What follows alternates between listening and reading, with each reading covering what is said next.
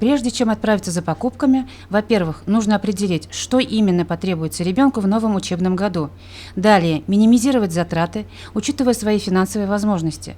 Ассортимент школьных товаров достаточно большой и разнообразный. Если вы собираете первоклассника, то лучше заранее спросить у будущего учителя список необходимых принадлежностей, которые потребуются ребенку. Также разузнайте, где проходят какие-либо акции или распродажи.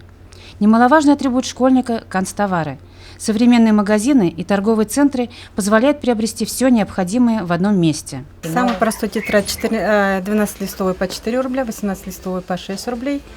Дневники от 25 до 70, пеналы 45, 220 самый дорогой. И ручки по 5 рублей, карандаши простые по 5.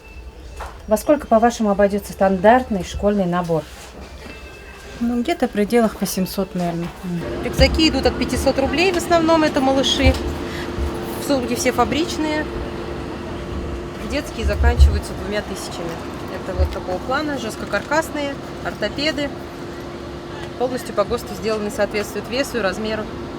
В зависимости от роста, конечно, ребенка. Старшие школьники, они начинаются примерно где-то от 600 рублей и заканчиваются тоже в пределах 2000. Итак, приблизительная цена на канцтовары составила около 1000 рублей. Минимальная стоимость рюкзака варьируется в пределах 800 рублей. На этом калькулятор родителей не останавливается. Самый важный и затратный для семейного бюджета пункт – школьная форма.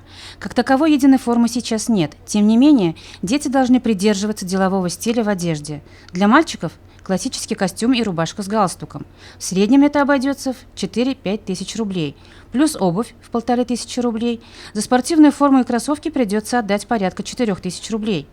Девочкам же форма обойдется дороже.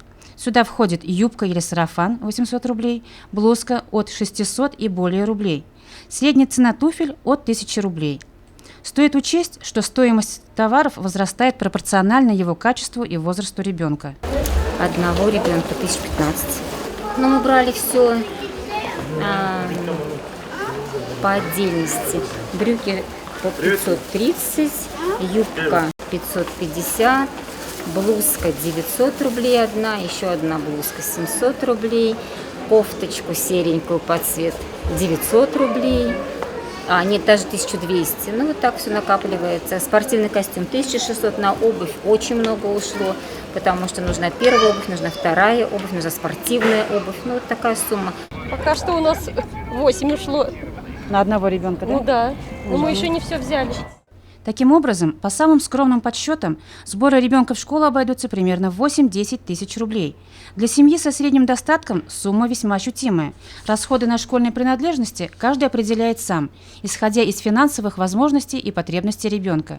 Несмотря на имеющиеся сложности, многие родители стараются сделать все, чтобы их любимое чадо чувствовало себя уверенно и комфортно. Альбина Хайбуллина, Азамат Галин, Любовь Карпова, телекомпания СТВ.